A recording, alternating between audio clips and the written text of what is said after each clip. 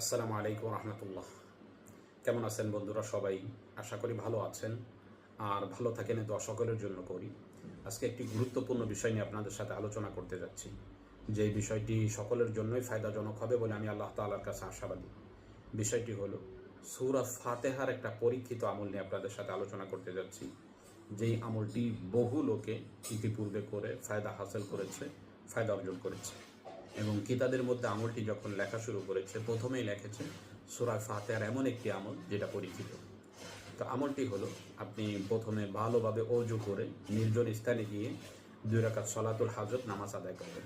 আদায় করার পর দাঁড়িয়ে 11 বার দুরূদ ইব্রাহিম পাঠ করবেন। এরপর সূরা ফাতিহা 41 বার পাঠ করতে হবে। পাঠ করার পন্থাটি হলো, আপনার প্রত্যেকবার সূরা ফাতিহা পাঠ করার পূর্বে বিসমিল্লাহির রহমানির রহিম 2 বার পাঠ করতে হবে।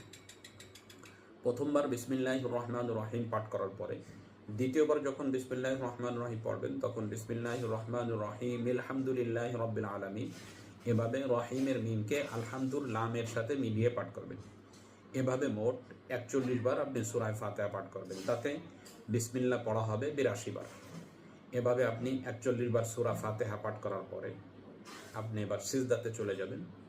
এবার সিজদার মধ্যে গিয়ে আপনার যেই সমস্যার মধ্যে আপনি আছেন, যেই পেরেশানির কারণে আপনার ঘুম হারাম হয়ে গেছে, দুনিয়াবি জিন্দেগি জাহান্নামে রূপান্তরিত হয়েছে, যেই সমস্যার সমাধান আপনি করতেই পারতেছেন না, এগুলা সমাধান করার জন্য আল্লাহ তাআলার কাছে দোয়া করেন।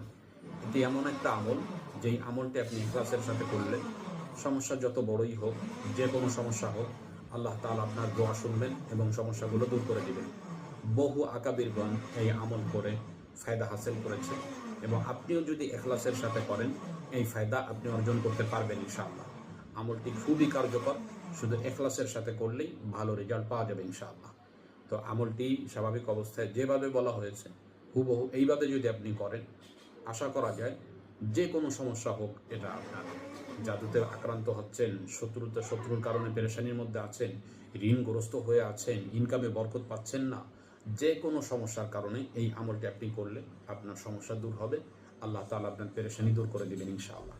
তো আজকে এ পর্যন্তই, দেখা হবে অন্য কোনো দিন অন্য কোনো বিষয় নিয়ে। আসসালামু আলাইকুম রহমতুল্লাহ।